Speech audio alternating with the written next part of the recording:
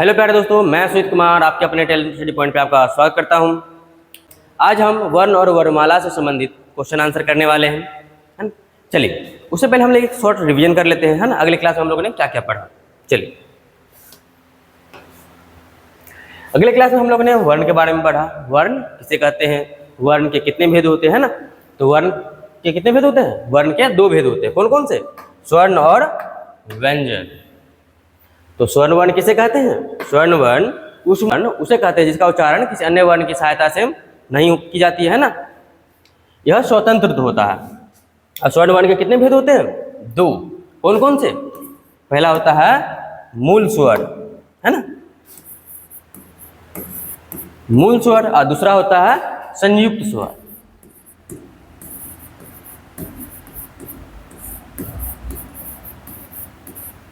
मूल स्वर किसे किसे कहते हैं, जैसे कि इसमें आएगा अ, आ, हर्ष ई, दीर्घ ई, हर्ष उ, दीर्घ उ, ए और ओ आएगा। ठीक है। और संयुक्त स्वर में क्या क्या आएंगे हम, ऐ और औ आएंगे। ठीक है। मूल स्वर के तीन भेद होते हैं। कौन कौन से, पहला होता है हर्ष स्वर, दूसरा होता है दीर्घ स्वर, और तीसरा क्या होता है, तीसरा होता है प्लुप्त स्वर ना, प्लुप्त स्वर।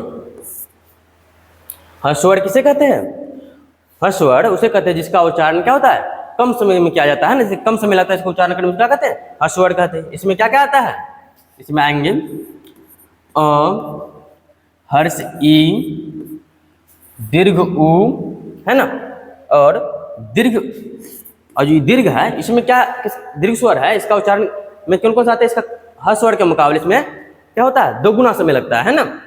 वो क्या कहेंगे, हर्ष स्वर कहेंगे। जैसे में क्या क्या आएंगे, देखिए आ, दीर्घ ई, दीर्घ उ, ए,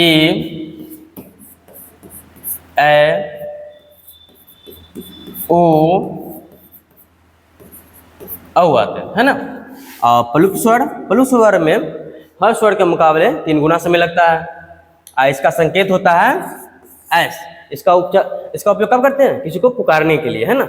इसको तो आपको बता चुके अगले क्लास में, पुकारने के लिए कैसे उपयोग करेगा। जैसे कि राम लिखा है तो बगल में बैठा तो कहिएगा राम, और जब दूर रहेगा तो क्या बोलिएगा, राम, है ना। इसको ऐसे लिखा जाता है।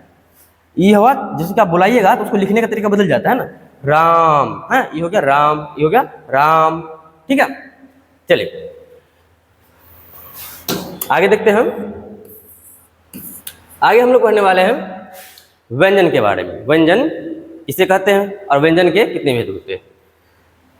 व्यंजन उसे कहते हैं जिसका उच्चारण क्या होता है, वर्ण वर्ण की सहायता से ली जाती है, जैसे क्या स्वर्ण की सहायता से ली जाती है ना। जैसे में देखिए इसका कितने भेद होते हैं, इसका मुख्यतः कितना भेद होता है, इसका मुख्यतः 3 भेद होता है ना। कौन कौन से, पहला होता है स्पर्श व्यंजन, दूसरा होता है अंतस्थ व्यंजन, तीसरा होता है उष्ण व्यंजन, है ना, उष्ण व्यंजन। चलिए स्पर्श व्यंजन की कितनी संख्या होती है, स्पर्श व्यंजन की संख्या 25 होती है। कौन कौन से, क से लेकर इसका संख्या म तक होता है। ठीक है। और अंतस्थ व्यंजन, अंतस्थ व्यंजन में क्या क्या आते हैं, अंतस्थ व्यंजन की संख्या 4 होती है। कौन कौन से, इसका आएगा य, र, ल और व, है ना। और उष्ण व्यंजन, उष्ण व्यंजन की भी संख्या 4 होती है। कौन कौन से, तालाब स, मुधांश, उसके बाद दांश और ह। इसको बारे में तो अगले बता चुके हैं। जो इसको क्या कहते हैं, उष्ण स्वर क्यों कहते हैं, क्योंकि इसका उच्चारण में गर्म हवा निकलता है मुख से, है ना। चलिए और कहिएगा ये तो मुख्यतः 3 हुआ, इसका और भी है क्या? हाँ, इसका 2 और होता है क्या? इसका होता है चौथे नंबर पे संयुक्त स्वर, संयुक्त व्यंजन होता है, संयुक्त व्यंजन। इसमें कौन कौन से आते हैं? इसका भी होता है 4 गो, है ना। इसमें क्या आएगा? अक्ष, उसके बाद टर,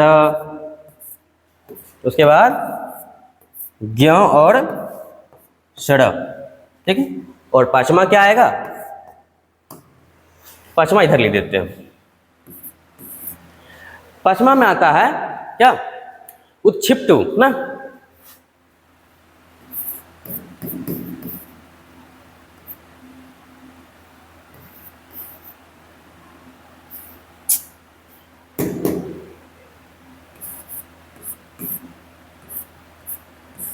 उत्क्षिप्त है ना, उत्क्षिप्त। इसमें क्या आता है? उत्क्षिप्त व्यंजन आता है।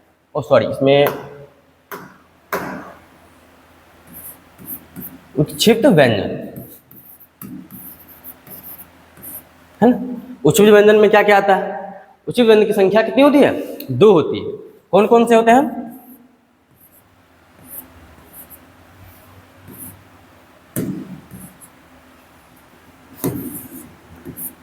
ढ और क्या होता है? अंग, अड़ ना। ये रही 2 संख्या इसकी। चल, अब इसका जो मुख्यतः संख्या जो व्यंजन की होती है, मुख्यतः व्यंजन कितने होते हैं? 33 होते हैं। लेकिन आप जो जुड़िएगा, यहाँ देखिए 25, 4 और 4 कितना हो जाएगा? 25, 4, 19। यहाँ पे 33 तो वहीं पे पूछ जा रहा है ना, 33 तो वहीं हो गया। ये जो एक्स्ट्रा, इसको क्या कहेंगे? टोटल इसको जोड़ने के बाद बन जाता है कितना? 41, है ना। जब भी पूछा जाए व्यंजन की संख्या कितनी है तो क्या बोलना है? 33। अगर ऑप्शन में अगर 33 ना मिले तो क्या बोलना है? 31 बोलना है ना। चलिए आगे देखते हैं। अगले का उच्चारण ना। चलिए, उच्चारण का हमने शॉर्ट तरीके से जो याद किया था, चलो उसी तरह से देखते हैं। आज क्या बोले थे लिखने के लिए? केटीएम दो ना, के टी एम दो ना, ठीक है। तो के से क्या बोले थे? कंठ, टी से तालु, एम से मूर्धा,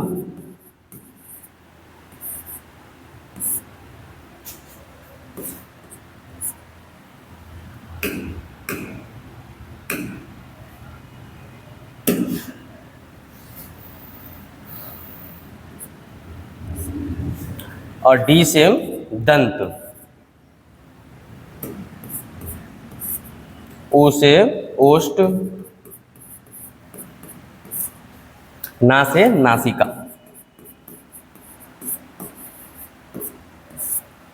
ठीक है। चलिए, कंठ का उच्चारण फल में क्या क्या आएगा? क वर्ग, है ना। इसका आएगा च वर्ग, मुर्दा का क्या आएगा? ट वर्ग, इसका दंत त वर्ग, ओष्ठ प वर्ग, नासिका, सभी का क्या लास्ट वर्ण आएगा, है ना। सभी का लास्ट वर्ण,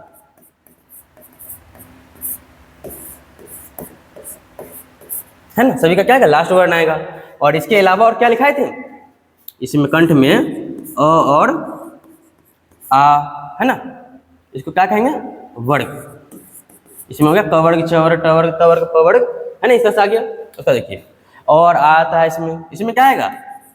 हर्ष ई और दीर्घ ई आएगा, और य और क्या आएगा? तालाब सो आएगा ना। और मुर्दा में क्या आएगा?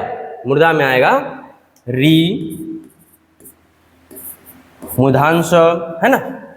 उसके बाद दंत में क्या आता है? तो दंत में आएगा क्या? ल और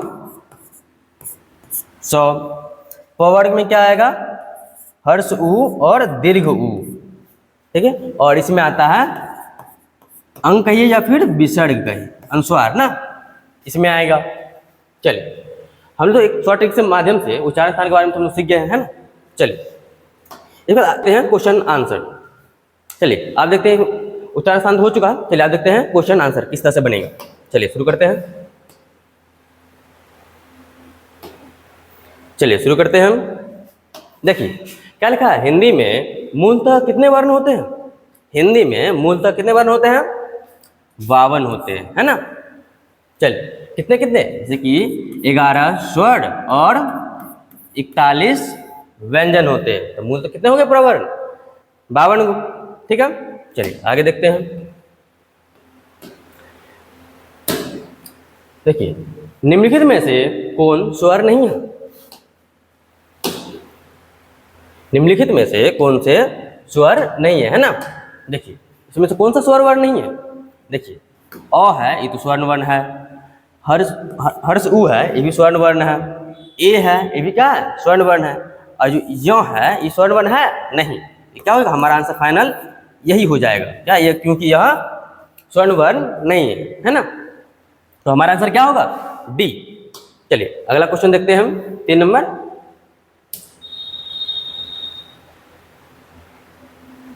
चलिए देखिए निम्नलिखित में दीर्घ स्वर नहीं है ना। इसमें से कौन सा है जो दीर्घ स्वर नहीं है? हम दीर्घ स्वर में पढ़े थे ना, तो दीर्घ स्वर किसे किसे कहते हैं? क्या यह हर्ष ई है, यह दीर्घ स्वर है? नहीं। ये क्या ई जो है दीर्घ स्वर है? हाँ दीर्घ स्वर है। ये क्या है? दीर्घ स्वर है? हाँ दीर्घ स्वर है। ए क्या है? ये भी दीर्घ स्वर है। तो हमारा कौन सा दीर्घ स्वर नहीं है? ई। क्या हो जाएगा आंसर हमारा? ए हो जाएगा, ठीक है। चलिए अगला सवाल देखते हैं हम। आप लोग मेरे से पहले क्वेश्चन का आंसर देने का कोशिश करें, ठीक है। कमेंट बॉक्स में आप इसका आंसर जल्दी जल्दी आप दे सकते हैं। चलिए शुरू करते हैं हम। चलिए 14 सवाल में पूछ रहा है, क्या वह व्यंजन का उच्चारण स्थान क्या होता है? अब अगली क्लास में पढ़े होंगे, जो वह वर्ण का जो उच्चारण स्थान होता है क्या होता है? दंत ओष्ठ होता है ना। इसका क्या आंसर हो जाएगा? डी, दंत ओष्ठ हो जाएगा। चलिए आगे देखते हैं हम। चलिए इसका जवाब दीजिए। हिंदी में व्यंजन वर्णों की संख्या कितनी होती है? बोलिए, हिंदी में व्यंजन वर्ण की संख्या कितनी होती है? आपको बताए थे जो मुख्यतः जो हिंदी में जो है व्यंजन वर्ण की संख्या कितनी होती है? 33 होती है ना। अगर 33 ना मिले तो क्या लगाना है? 41, है ना। चलिए आगे देखते हैं 6 नंबर सवाल पे। आइए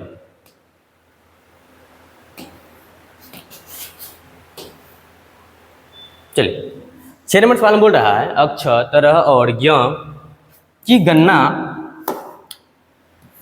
गणना स्वतंत्र वर्णों में नहीं होती है, क्योंकि क्यों?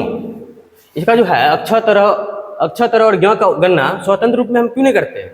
देखिए ये संयुक्त व्यंजन है इसलिए, या फिर इसका प्रयोग केवल तत्सम और शब्दों में ही होता है, या फिर ये व्यंजन अर्धस्वर माने जाते हैं, या फिर यह पूर्णतः स्वतंत्र व्यंजन है। इसका आंसर क्या होगा? इसका आंसर होगा ये संयुक्त व्यंजन है ना।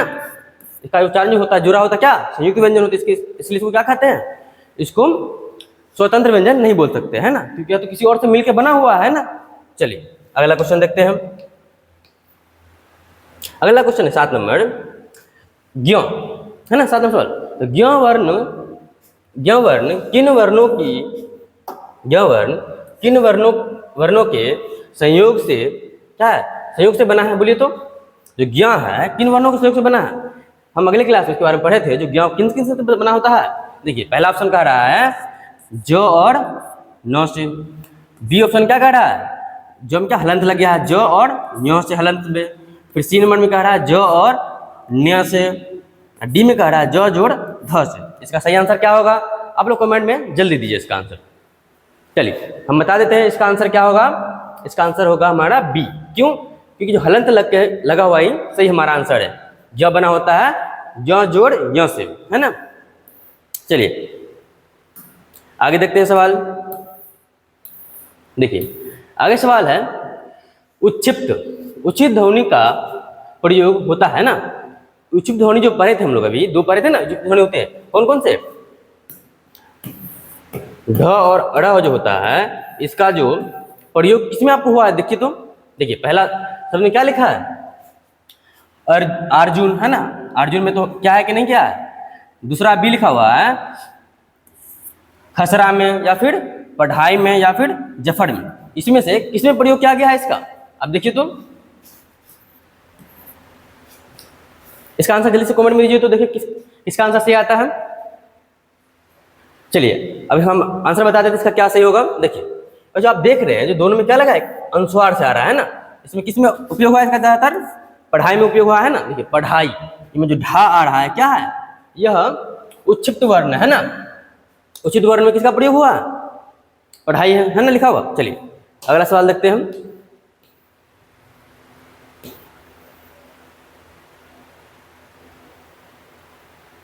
चलिए देखिए उच्छिष्ट व्यंजन है। उच्छिष्ट व्यंजन कौन कौन से लिखाए थे हम, 2 लिखाए थे।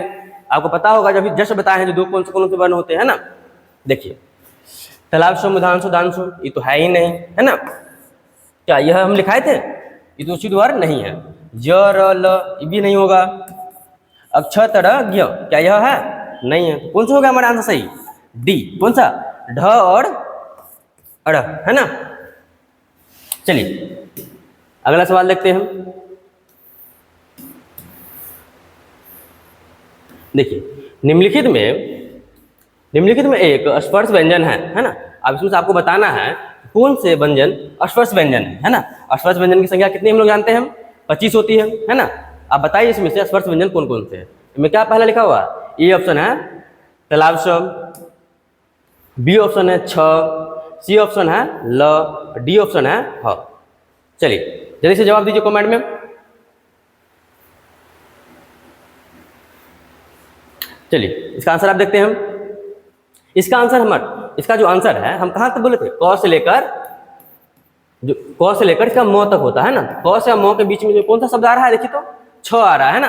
इसका क्या आंसर हो जाएगा, छ। स्पर्श व्यंजन कौन सा हुआ, छ हो गया। स्पर्श व्यंजन क से लेकर म के बीच में ही होता है ना। चलिए आगे देखते हैं हम। हमारा सी जवाब क्या हो जाएगा, छ, बी नंबर ऑप्शन ना। चलिए अगला सवाल देखते हैं हम। 11 नंबर सवाल में बोल रहा है क्या, वे ध्वनि जो स्वरों की सहायता के बिना उच्चारित नहीं हो सकती है वह व्यंजन क्या कहलाती है। इसमें तो आपको एक परिभाषा ही लिख के पूछ लिया है, जो मतलब इसका क्या होगा, है ना। वे व्यंजन जिसका उच्चारण स्वर्ण की सहायता से क्या होता है, स्वर्ण की सहायता के बिना ली जाती है, उसे क्या कहते हैं, बोलिए तो जल्दी से आंसर दीजिए कमेंट में आप।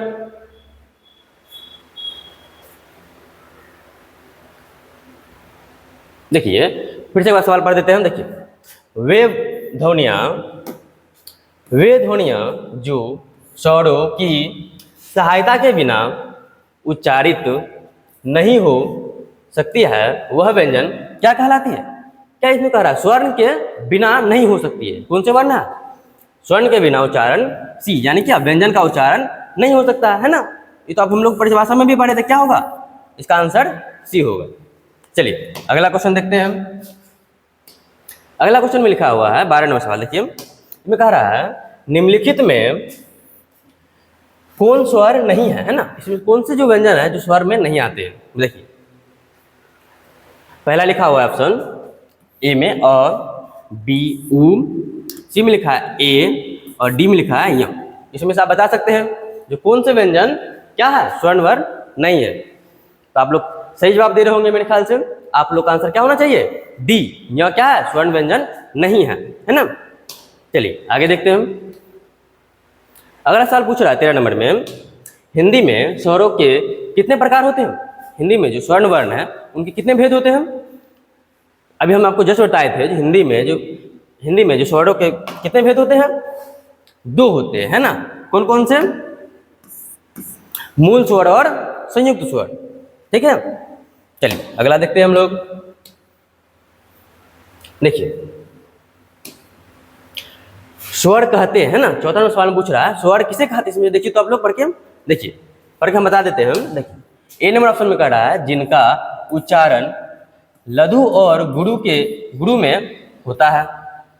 बी ऑप्शन कह रहा है जिनका उच्चारण बिना अवरोध अथवा विध बाधा के होता है, या फिर जिनका उच्चारण स्वरों की सहायता से होता है या फिर जिनका उच्चारण नाक और मुंह से होता है ना। आप लोग इसको अच्छे से आंसर दे सकते हैं क्योंकि इसको हमने बताया भी था, जो क्या स्वर्ण वर्ण का किसे कहते हैं ना, इसका परिभाषा के नीचे हम एक लास्ट पॉइंट में भी बताए थे। स्वर्ण वर्ण का उच्चारण जो होता है नाक और मुंह से होता है ना। चलिए इसका आंसर हमारा क्या हो जाएगा, डी नंबर ऑप्शन हमारा सही हो जाएगा। चलिए अगला क्वेश्चन देखते हैं।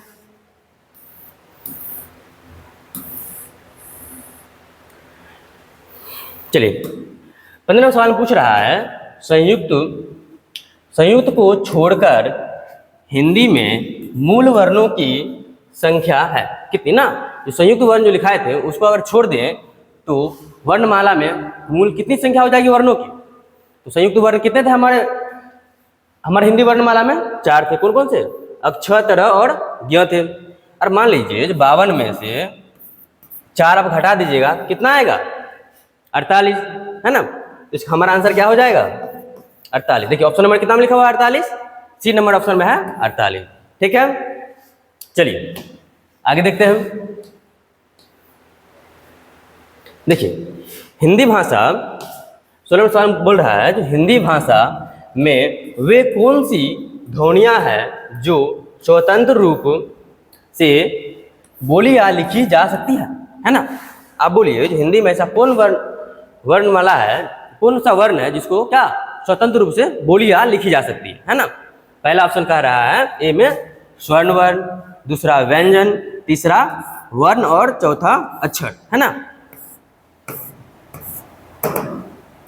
क्या होगा इसका आंसर, चलिए आप जल्दी से कमेंट में दीजिए इसका आंसर क्या होगा।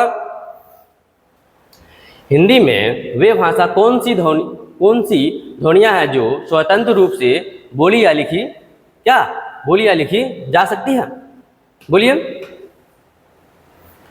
इसका सही आंसर होगा क्या, स्वर्ण वर्ण है जो किसका, स्वर्ण वर्ण जो ध्वनियां जो है क्या स्वतंत्र रूप से लिखी जाती है ना।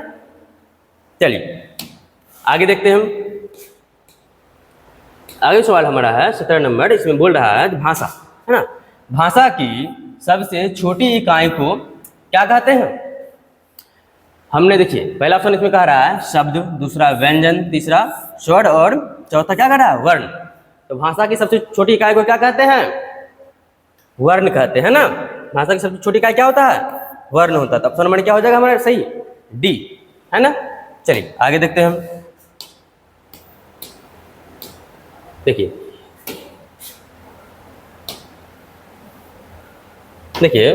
18 नंबर सवाल बोल रहा है, निम्नलिखित में से संयुक्त व्यंजन कौन सी है। तो देखिए इसमें संयुक्त व्यंजन कौन सी आपको दिख रही है। देखिए पहले क्या लिखा हुआ है, ध, ज्ञ, अड़ है ना, अंग। इसमें से आपको कौन सी जो है संयुक्त व्यंजन है। आपको बताए थे जो हिंदी वर्णमाला में 4 संयुक्त व्यंजन होते हैं, कौन कौन से, अक्षर, तर और ज्ञ। हमारा आंसर क्या हो जाएगा, बी है ना। चलिए आगे देखते हैं हम। अब 19 नंबर सवाल हम पूछ रहा है, अक्षर वर्ण किसके योग से बना होता है ना। अक्षर का जो मेल है किन किन वर्णों से हुआ है। पहला ऑप्शन कह रहा है क जोड़ क हलंत स से, बी कह रहा है क हलंत च से, और सी बोल रहा है क हलंत छ से, और डी क हलंत तालव्य स्वर से होता है। इसका आप लोग आंसर जल्दी से इसको कमेंट में दीजिए है ना। चलिए आप लोग इसको वीडियो को पॉज करके भी इसका आंसर दे सकते हैं, तो हम इसका आंसर बता देते हैं। ठीक है, चलिए इसका आंसर होगा क हलंत स है ना। अगले के साथ हम बताए भी थे जो इसका अक्षर का जो क्या होता है, अक्षर किन वर्णों से मिलकर बना होता है, क्या, क हलंत स से। चलिए आगे देखते हैं हम। 20 नंबर सवाल बोल रहा है, जो हिंदी वर्णमाला के स्वरों की कुल संख्या कितनी होती है।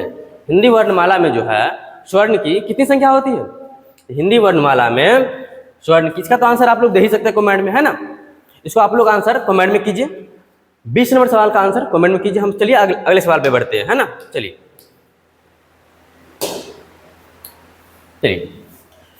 निम्नलिखित में से कौन सा स्वर्ण वर्ण क्या है, नहीं है ना। इसमें से कौन सा जो वर्ण है जो क्या स्वर्ण वर्ण नहीं है ना। देखिए और तो क्या है, और स्वर्ण वर्ण है, हर्ष उ स्वर्ण वर्ण है, ए क्या ए भी स्वर्ण वर्ण है, फिर क्या यह जो लिखा है ज, क्या ज स्वर्ण वर्ण है नहीं, आंसर क्या हो जाएगा हमारा ज स्वर्ण वर्ण नहीं है, हमारा आंसर हो जाएगा डी। हमारा आंसर क्या हो गया डी हो गया, है ना। चलिए 22 नंबर सवाल पे देखते हैं अब हम लोग। 22 नंबर सवाल बोल रहा है जो विसर्ग से बना शब्द कौन सा है ना। विसर्ग तो आप लोग जानते हैं कौन कौन सा होता है, जो अयोग भाव हम लोग पढ़े थे तो अयोग भाव में दो आया था, पहला क्या आया था अनुस्वार और दूसरा आया था विसर्ग, है ना। अयोग भाव में दो होता है, कौन अनुस्वार और विसर्ग। इसमें पूछ रहा है जो विसर्ग से बना शब्द कौन सा होता है। हम देखिए विसर्ग का प्रयोग कहाँ किया गया है, आप देख रहे हैं यहाँ चिन्ह जो है डबल बिंदु का, है ना। अब यहाँ पे देखेंगे जो ऑप्शन नंबर बी में जो विसर्ग का प्रयोग यहाँ किया गया, क्या निष्पृह में ना, इसका हमारा आंसर क्या हो जाएगा बी नंबर ऑप्शन। चलिए आगे देखते हैं। अगला जो सवाल कह रहा है 23 नंबर सवाल बोल रहा है जो निम्नलिखित में से अंतस्थ व्यंजन कौन सा है ना। अंतस्थ व्यंजन कौन सा होता है निम्नलिखित में, देखिए तो देखिए अंतस्थ व्यंजन भी हम लोग क्या लिखाए थे, 4 लिखाए थे, कौन कौन सा होता है य, क्या बोले थे य र ल और व होता है। इसमें से हमको कौन सा मिल रहा है य, यहाँ पे क्या हो जाएगा ऑप्शन नंबर सही बी हो जाएगा ना। चलिए अगला सवाल देखते हैं। 24 नंबर सवाल पूछ रहा है जो च और छ का छ है वर्ण उच्चारण स्थान क्या होता है, च और छ का जो उच्चारण स्थान है क्या होता है। अब कुछ हम शॉर्ट ट्रिक से बताए भी थे जिसका उच्चारण स्थान कैसे याद रखना है ना। अब इसका आंसर दे सकते हैं जो च और छ का उच्चारण स्थान क्या होगा। चलिए पहला ऑप्शन देखते हैं, पहला ऑप्शन लिखा है तालु, दूसरा ऑप्शन है मूर्धा, तीसरा है ओष्ठ और चौथा है कंठ। इसका आंसर आप लोग जल्दी से कमेंट में दीजिए तो। चलिए इसका आंसर हम बता देते हैं, इसका आंसर जो होगा कहाँ से होगा, इसका आंसर जो होगा तालु होगा ये आंसर ना। इसका उच्चारण स्थान क्या होता है, तो जब बोलिएगा तो तालु हो सकता है जीव, है ना। इसका उच्चारण स्थान हो गया ए यानी कि तालु। 25 नंबर ये प्रिंटिंग मिस्टेक है, जो 25 नंबर जो 24 नंबर सवाल था और 25 नंबर भी है, दोनों सेम ही सवाल है। चलिए आगे देखते हैं।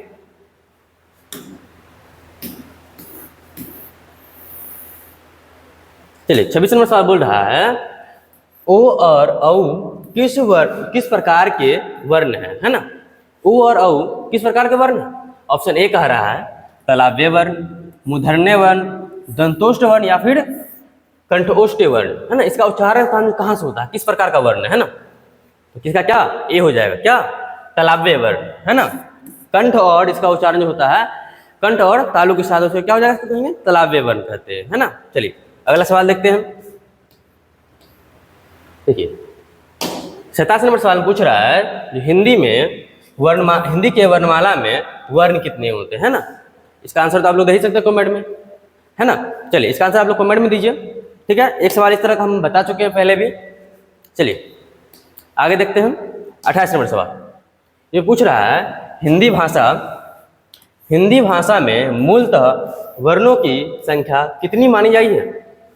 हिंदी जो वर्णमाला है इसमें कितनी संख्या मानी गई है वर्णों की, तो वर्णों की संख्या मानी गई कितनी 52, है ना। हिंदी वर्णमाला में वर्णों की संख्या कितनी होती है 52 होती है, ठीक है। चलिए आगे देखते हैं। देखिए 29वां सवाल बोल रहा है जो स्वर ध्वनि के प्रकार है ना। स्वर ध्वनि के प्रकार कौन कौन से हैं, कौन है प्रकार इसमें बोलिए तो। देखिए पहला जो है इसमें कह रहा है दीर्घ स्वर है या लुप्त स्वर या फिर ह्रस्व स्वर या फिर उपयुक्त सभी। इसका आंसर क्या होने वाला है, स्वर्ण वर्ण के प्रकार कितने होते हैं 3 होते हैं।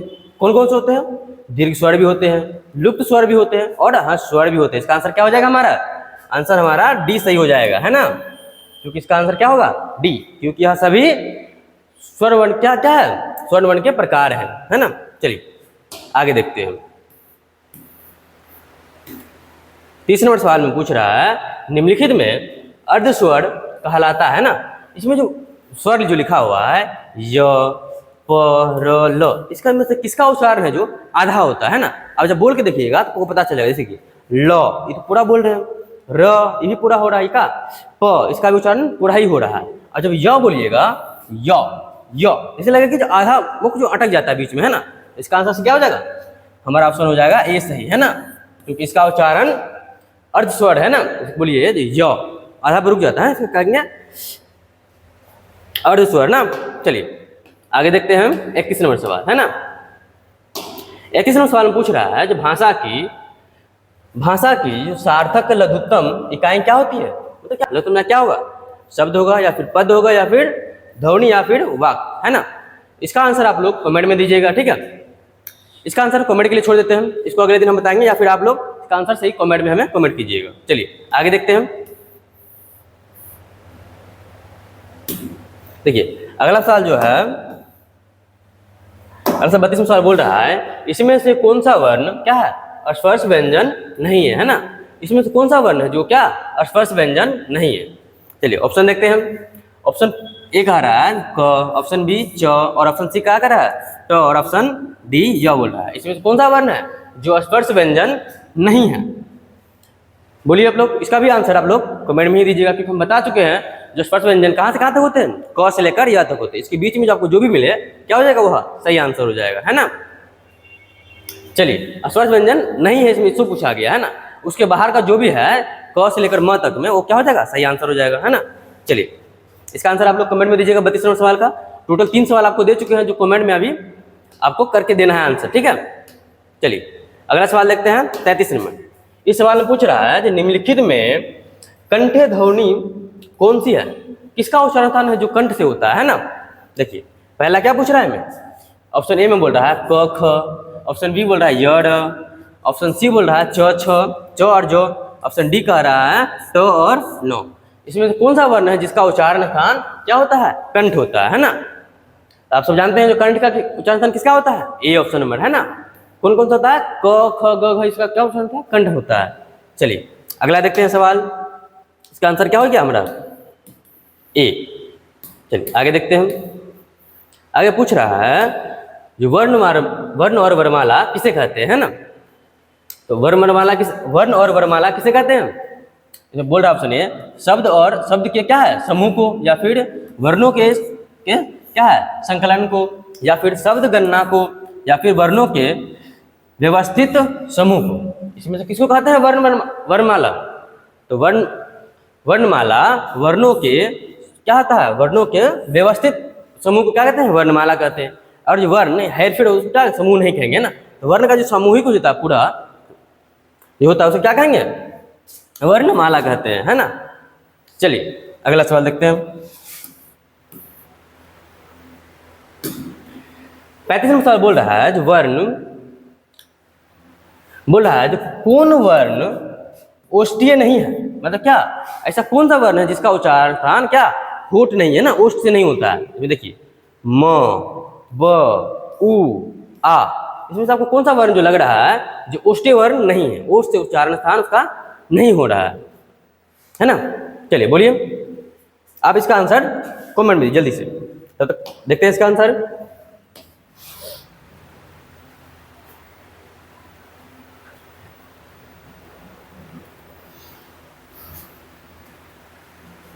चलिए इसका आंसर जानते हैं आप, ओष्ठ से, है ना।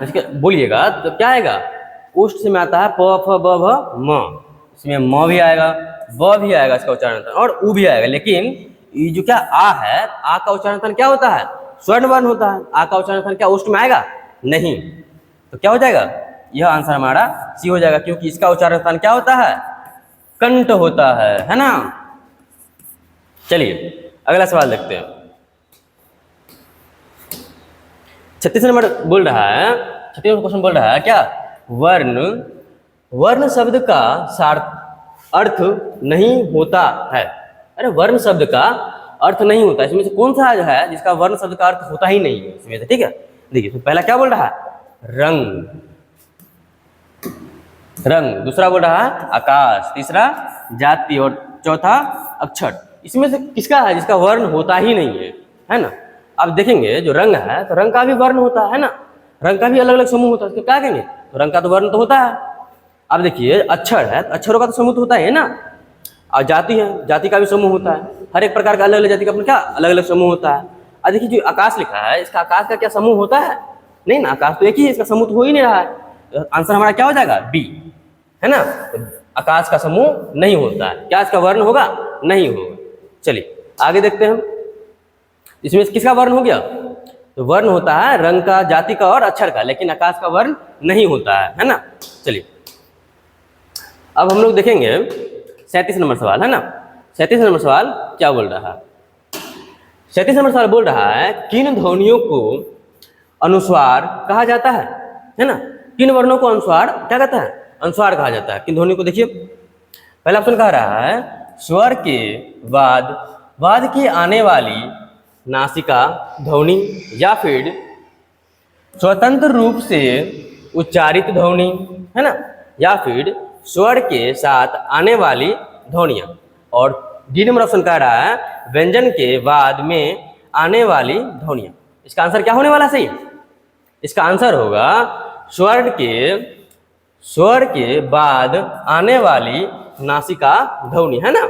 जो अंक हम कहाँ के थे? नासिका वर्ण में रखते हैं ना, इसका उच्चारण क्या होता है? अंक नासिका से होता है। और ये स्वर्ण वर्ण के बाद ही क्यों लगता है? क्योंकि देखिए जैसे कि अंक जो लिखते हैं हम लोग, अंक किसके बाद आता है? पहले आया स्वर्ण वर्ण, उसके बाद आया अनुस्वार। तो इसको क्या कहेंगे? स्वर्ण वर्ण के बाद आने वाले नासिका ध्वनि को क्या कहते हैं? अनुस्वार कहते हैं, है ना। चलिए इसका आंसर क्या हो जाएगा हमारा? ए सही हो जाएगा। अब जब भी लिखिएगा अनुस्वार तो अब देखिएगा किसी वर्ण के साथ तो स्वर के बाद ही लगता है अनुस्वार ना। चलिए अगला सवाल देखते हैं हम। अगला सवाल बोल रहा है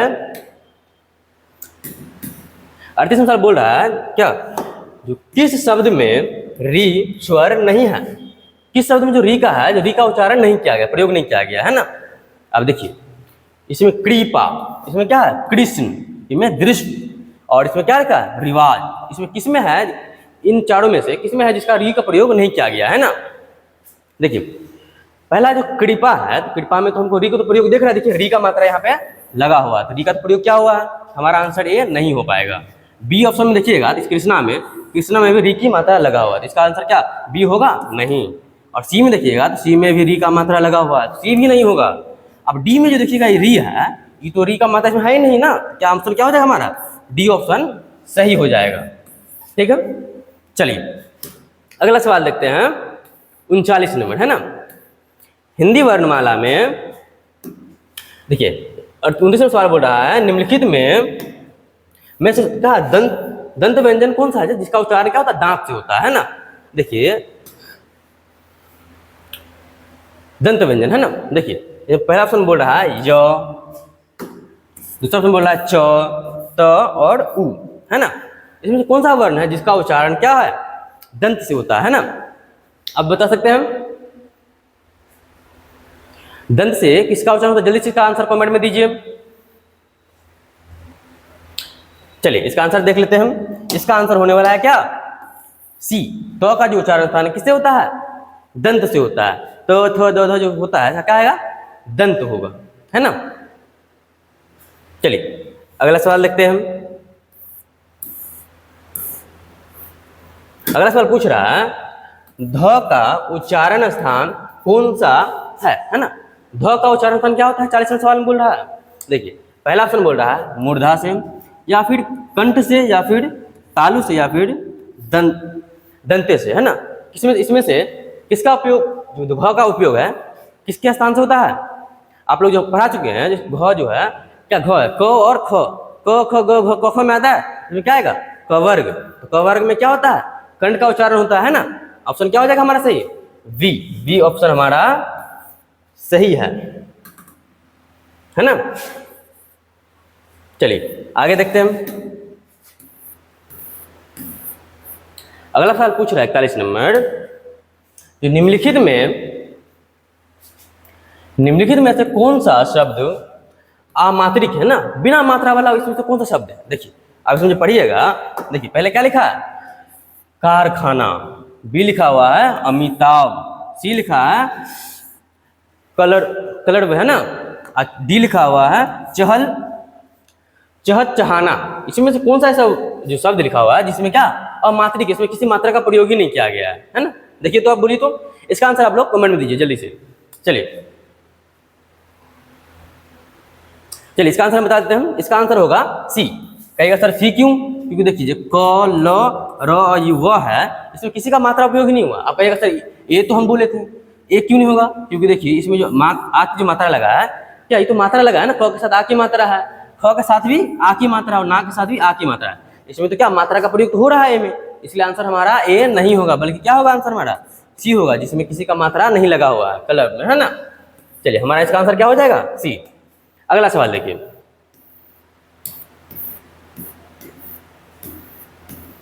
चलिए देखिए 42वें सवाल में बोल रहा है हिंदी शब्दकोश में अंग और अह किस वर्ण के साथ आता है? बोलिए हिंदी जो वर्णमाला है इसमें अंग और अह जो होता है किस वर्ण के साथ आता है? अब जब भी लिखिएगा तो अंग कैसे लिखिएगा? अ के साथ आता है अंग, जब अह लिखिएगा तो अ के साथ ही आता है अह, है ना। हिंदी वर्णमाला में किसके साथ आया? अ के साथ आता है क्या? अंग और अ। तो उत्तर हमारा क्या हो जाएगा? बी नंबर सही हो जाएगा, है ना। चलिए अगला क्वेश्चन देखते हैं। अगला क्वेश्चन बोल रहा है हिंदी में मूलतः कितने वर्ण होते हैं? यह लगभग 3 बार हम सवाल बता चुके हैं ना। यह क्वेश्चन तो 3 बार हमारे सवाल में रिपीट हो चुका है। इसका आंसर भी आप लोग कमेंट में ही दीजिएगा, ठीक है। चलिए आज की क्लास में इतना ही रहने देते हैं, है ना। आज हम लोग ने वर्ण वर्णमाला से संबंधित जितने भी क्वेश्चन बन सकते थे वो सभी हम लोग ने किए हैं, है ना। अब हम अगले क्लास में पढ़ेंगे संज्ञा और संज्ञा के बारे में, जितना भी चीज होते हैं उस सब के बारे में, संज्ञा के भेद, उनकी परिभाषा और उनसे संबंधित क्वेश्चन आंसर भी करने की कोशिश करेंगे। चलिए आप सबका बहुत बहुत धन्यवाद वीडियो देखने के लिए। आप अपने दोस्तों में इस वीडियो को शेयर करें, लाइक करें और सब्सक्राइब करें। बहुत बहुत धन्यवाद।